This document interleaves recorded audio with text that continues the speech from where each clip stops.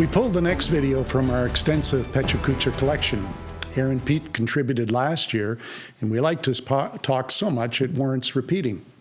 Aaron is the curator of the popular podcast Bigger Than Me. Aaron was born and raised in Chilliwack, graduated from Sardis Secondary, studied at UFV and UBC. His is a story of perseverance, determination, and love that enabled him to overcome significant early life challenges to become a broadcasting change maker. Aaron Pete. I'd like to talk to you about overcoming adversity and reaching your full potential. My mother was saved by a nurse at Kokalitsa Indian Hospital as a child. That nurse is in the middle of this photo and my mother to the left. I wouldn't be here today without Dorothy Kenneth's decision. I have always felt connected to my grandmother. She was always in my corner when times were tough. Visiting her was my escape from a life of poverty. She was, and still is, my hero. My mother struggled with a disability. Her and I relied on social assistance, community resources, and Good Samaritans when I was growing up. My mother took parenting courses at Family Place and did the very best she could to provide for us and to encourage me to move forward positively. We grew up in downtown Chilliwack during a tough period in the community. My close friend Jacob and I would visit the local subway during middle school, which looking back was a way we kept ourselves out of bad behavior. It was at this subway where it was robbed, I chased the person, and ended up having to go to court as a consequence. That was my first time taking a bold action. I learned this from my role models growing up. A few years later, there were plans to tear down a theater that my friends and I went to my whole life. Jacob and I started to try and save the Paramount. It was a sad day to see it torn down, but my first interaction with community leadership. At this time, I had teachers who told my mother that I might not graduate high school and that I had a personality disorder. The plan was to go to Sardis Secondary, but I switched in the hopes of having a better education without negative peer influence. I was grateful for this because the culture at Sardis was to go to university. I ended up attending UFV for criminology and criminal justice. During this time, I had professors who truly believed that I had a potential that was untapped. I have been to a few universities, but UFV will always have a special place in my heart because they encouraged me and said that I had more potential to live up to. Right after graduation, I called, emailed, tried to contact anyone at the Native Court Workers and Counseling Association. I had learned about the overrepresentation of Indigenous people and found this a way to tackle that issue while reconnecting with my culture. It was through this that I learned about Crown Counsel, judges, and lawyers. Through that role, I was encouraged to seriously consider law school. So I did. I started preparing for the law school exam at Starbucks. I wrote the exam and was accepted by Peter A. Allard School of Law, and I'm currently in my third year.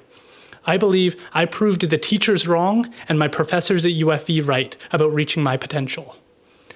But I missed my partner. I was living on campus, and I decided that I would rather commute from going to Chilliwack to Vancouver. And during that time, I listened to a lot of podcasts by neuroscientists, evolutionary biologists, and engineers, and it inspired me to start my own podcast. One of my favorite rappers, Sean Anderson, had a song called Bigger Than Me. It discussed his time and realizing that the music was bigger than himself and it wasn't about the money and fame. I listened to this song on repeat because it reminded me of my grandmother and her action of doing something bigger than herself and the influence and impact it had.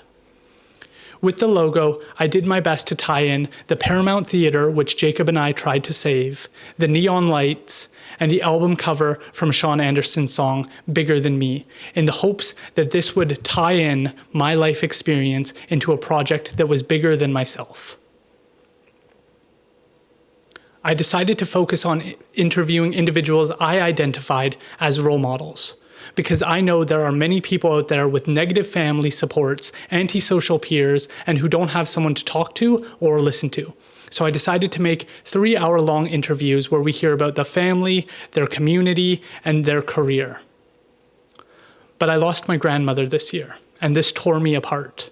I thought about the legacy that she had left and realized that was one of the greatest gifts she could leave me.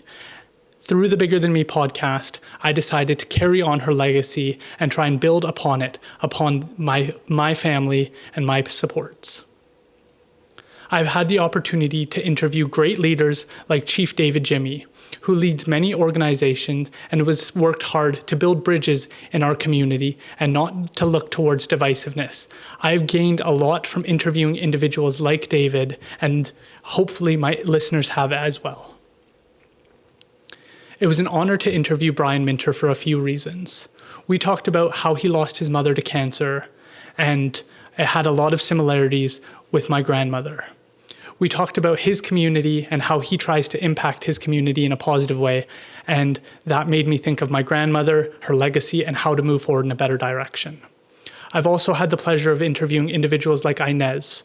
Inez Louis is now the Health and Wellness Director for Siam First Nation. She talked about the challenges of attending the University of British Columbia and being apart from her family. And again, this resonated with me because these were similar challenges that I was facing. I've also had the pleasure of interviewing neuroscientist Ryan Darcy, who is based out of Surrey. He lost his mother at a young age to alcohol use. Despite this, he has helped innovate his field and improved the quality of care individuals with brain cancer receive, and has put Canada on the world stage for some of his research, including Project Iron Soldier. I have faced a lot of adversity and challenges growing up, and I didn't know what it meant to reach my full potential. But when I thought of this, I thought of a video I watched called Good by Jocko Willink, and he argues that we should look at adversity as an opportunity because it can set the example for others, and that is what I hope this podcast brings about.